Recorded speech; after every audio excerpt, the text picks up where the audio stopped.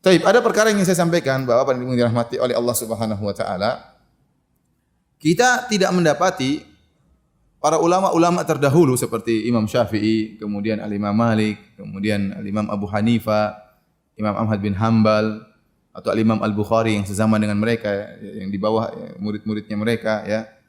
Pembahasan mereka jarang tentang masalah tauhid al-uluhiyah.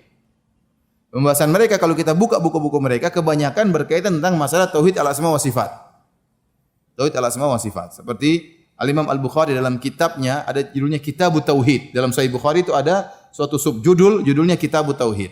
Kalau kita buka subjudul tersebut kita dapati yang dibahas adalah masalah membantah Jahmiyah yang mengatakan Allah tidak di atas. Maka Imam Bukhari menentangkan hadis-hadis yang menjelaskan Allah berada di atas. Jadi yang dibantah oleh Imam Bukhari adalah Jahmiyah. Kemudian juga misalnya Al-Imam Ahmad bin Hanbal punya buku judulnya Ar-Rad al-Jahmiyah wa Zanadiqah, membantah orang-orang Jahmiyah dan Zanadiqah. Dan Jahmiyah ini berbicara tentang masalah asma wa sifat, ya. Kita dapati juga perkataan Imam Syafi'i membantah tentang ilmu kalam. Imam Syafi'i benci terhadap ilmu kalam, ya. Kata beliau, hukumku terhadap orang yang belajar ilmu filsafat hendaknya dipukul dengan jaridah kemudian diarak di keliling untuk dipermalukan, ya.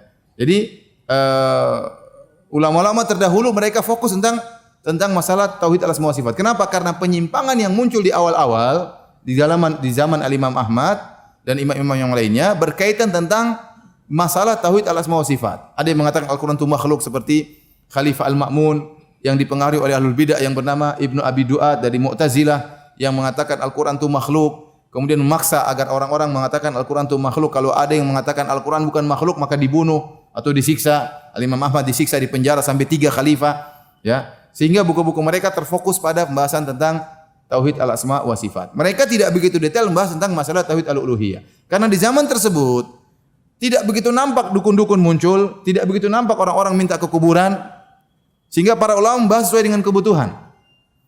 Syirik mengenai minta ke kuburan dan macam-macam ini muncul belakangan.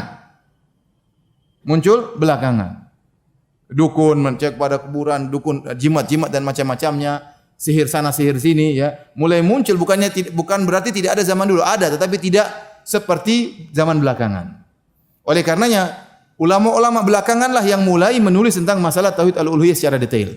Di zaman Syekhul Islam Ibnu Taimiyah, kemudian mulai abad ke-6, ya, mulai pembahasan-pembahasan berubah lebih fokus kepada masalah tauhid al-uluhiyah, ya.